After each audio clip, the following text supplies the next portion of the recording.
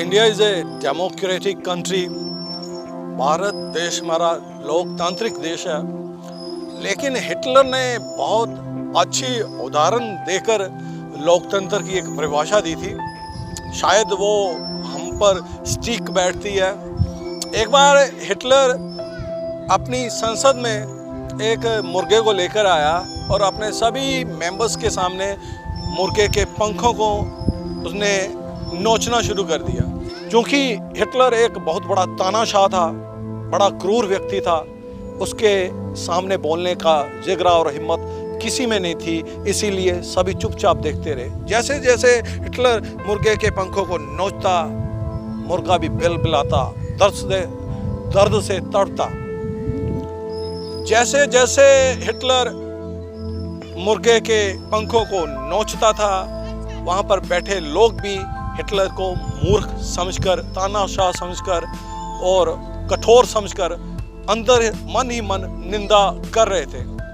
जब हिटलर ने मुर्गे के सारे पंखों को नोच लिया तो उसने मुर्गे को ज़मीन पर रख दिया और थोड़ी देर में उसे दाना डालना शुरू कर दिया।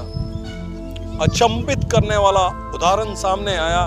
वो मुर्गा जिसके सारे पंख नोच दिए गए थे, वो दाना खाना शुरू हो गया, दाना चुगना शुरू हो गया और थोड़ी देर बाद हिटलर के पास आके वो बैठ गया।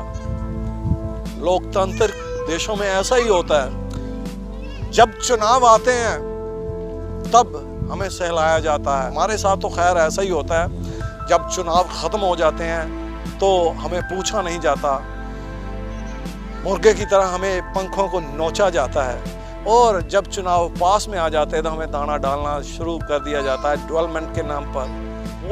वो नेता या लीडर जिन्होंने पिछले 4-4.5 साल से हमारे साथ कोई ऐसा रिश्ता बना के नहीं रखा, 4.5 साल बाद चुनाव आने के बाद हमारे साथ इतना प्यार बड़ा रिश्ता बनाना शुरू कर देते हैं कि हम भी पुरानी बातों में बोलकर उनके साथ जुड़ जाते हैं। दोस्तों, इस बार जागरूक रहिएगा। 2022 के चुनावों में जागरूक रहिएगा।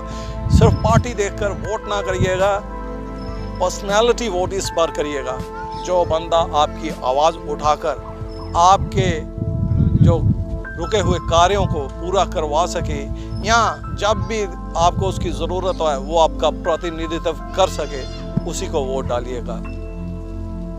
वोट आपका एक अधिकार है और ये अधिकार बहुत कीमती है, विचारणीय है।